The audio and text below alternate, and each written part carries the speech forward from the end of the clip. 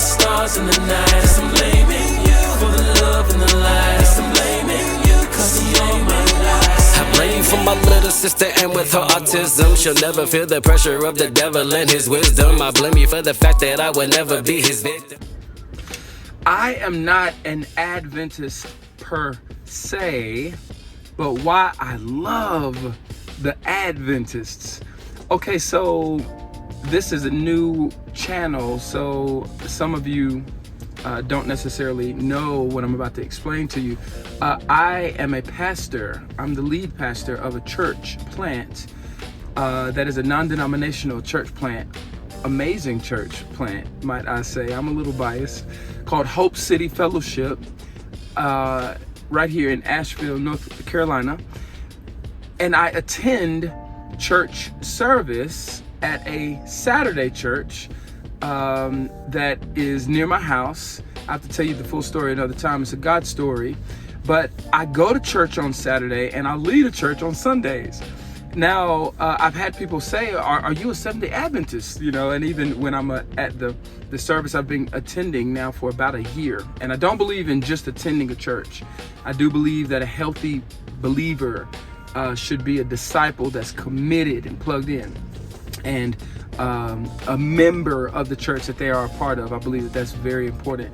But nonetheless, I'm not a member at the church I attend on Saturdays because I am a member and the leader of a church that meets on Sundays. But all that to say, I have had people in the Saturday church, they ask me when they find out that I pastor a Sunday church, which is a big deal in the Adventist community. One of the really strong convictions is that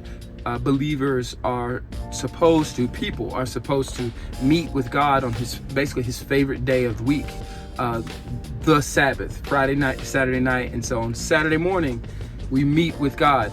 I'll do another video perhaps at another time as to why I don't share that conviction, but I do know that God has me attending there. And it's wonderful. I give money there. I attend regularly. I serve there actually. I actually do music occasionally at the Adventist church, and man, oh man, do I love it. I love it for a lot of reasons, but I want to share just a few things that'll be a blessing to you and just on my heart right now as we just got out of church not too long ago. I'm about to pick up some lunch right now. And although I'm not an Adventist per se, in the sense that I'm not a member of the Seventh Day Adventist church, they do make a distinction within the church that really, in one sense, all Christians are Adventists. And I think they're right about this. They say anybody who, Advent means the coming, right? So the first Advent was Jesus' first coming. So when we celebrate Christmas, the Christmas season is really celebrating Advent. It's celebrating the first coming of Jesus. So they believe, and I believe this is true. We believe that in one sense, all Christians are Adventists in the sense that we are joyfully awaiting his second coming, and it is going to happen. It is a thing. It is a reality. Now, that being said, I'm not an Adventist per se in the sense that I'm not a member of the Seventh Day Adventist denomination, although I do attend and serve and all the things, give my money, all that. I think every believer should be a part of a church and a local church, and should be committed and contributing in all the different ways. But although I don't share some of the distinctive beliefs to the degree that my brothers and sisters in the congregation that I attend do, I do nonetheless love them so much. And I love so many things about the Adventists. I want to just share just one piece with you. Today, as I was listening to the sermon, and the pastor did a phenomenal job. The pastor who preached today, his name is Pastor Rich. Young man, amazing sermon. He did a great job. As I was listening to the sermon, one of the things I thought about, and I think about this occasionally I think there are a lot of old people in this church. I mean, older people, fully white hair, fully grayed hair, old couples, married couples have been married for decades long, and there are a lot of people in the church that are in their 70s, 80s, even 90s. And it turns out that the Seventh Day Adventists, they are among the longest living people in the world. And I believe that the reason is because they live wisely. All right, so yeah, the Adventists, they practice a few things that I believe are not required, but are extremely wise. I'm gonna give you a couple pieces, a couple expressions of that, and one of them is they do believe that we are called to honor the Sabbath the way that basically practicing Jews honor the Sabbath. I don't believe that we are. I believe that we are in the era of the Gentiles, where there's an era right now where we're not required to keep the Sabbath the way it was once. I do believe that there is a coming era before the eternal state, a coming era called the millennial kingdom, where the whole world will be enjoying and worshiping and honoring God on the Sabbath. Jesus will be leading the kingdom of God in person from Jerusalem, and the millennial kingdom will be underway. I do believe that is going to be one feature of the millennial kingdom, but we're in the era of the Gentiles right now, where we're not required to do so for this season of God's redemptive plan in history. However, I do believe it's wise and life-giving to keep a Sabbath. And of course, the Seventh Day Adventists would insist that we're supposed to keep the Sabbath. I believe that we should keep a Sabbath. And if that lands on Friday night to Saturday night, which it does for me because I'm a pastor that works on Sundays, then wonderful. If your Sabbath is from Saturday night to Sunday night, or any other 24-hour block of time, I believe that that's good, and you should do that. I don't believe it's a sin right now in this era to not keep a Sabbath, but I do think it's wise. The same way that if a person does not tithe and give offerings above their tithe. Tithing is where you give 10% of your income to God and His purposes, ideally via the local church that you're a member of. Now, that's something that was at one point required of God's covenant chosen special people, but it's no longer required in this era. But I do believe that it's wise and it's blessed. I believe God adds a special blessing to the tithe, and I'll have to talk about that maybe more another time. But I think one of the reasons that the Adventists live so long is because they're wise.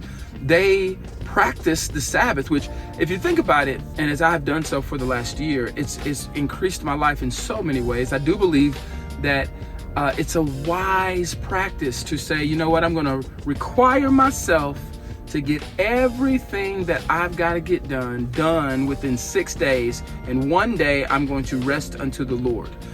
I think it is great wisdom to do that, and it has so many benefits. Physically, of course, mentally, psychologically, and spiritually. I have to do another video on my convictions there and why my view is what it is, despite the fact that I've been a part of a Seventh-day Adventist church for over a year, and I've studied with the Seventh-day Adventists with a friend of mine who is an elder at a Seventh-day Adventist church for years. That is my conviction and why I move the way that I do, but I do believe it's wise, and I would encourage you, I would just encourage you, hey, do your best. 6 days to do everything you got to do. And then one day, don't work. And don't just rest, but rest into the Lord. Make that day solely about connecting with God and with your loved ones in the Lord. It will bless your life. Another area where the Adventists, they're wise. Not only do they don't go like slaves to work, which is a part of why I believe they live so long. But also, the Adventists, they eat healthy. It's a part of their culture to eat healthy. And Now, they don't believe it's a sin per se to eat pork, but they would say it's not wise to eat pork. Why? Because at one point, unclean animals, pork, bottom dwellers, catfish, shrimp, sea creatures that hang out on the bottom, they eat from the bottom, other fish, other creatures, they defecate and then it goes down to the bottom, and you got bottom feeders that eat that, and that's essentially what a pig does.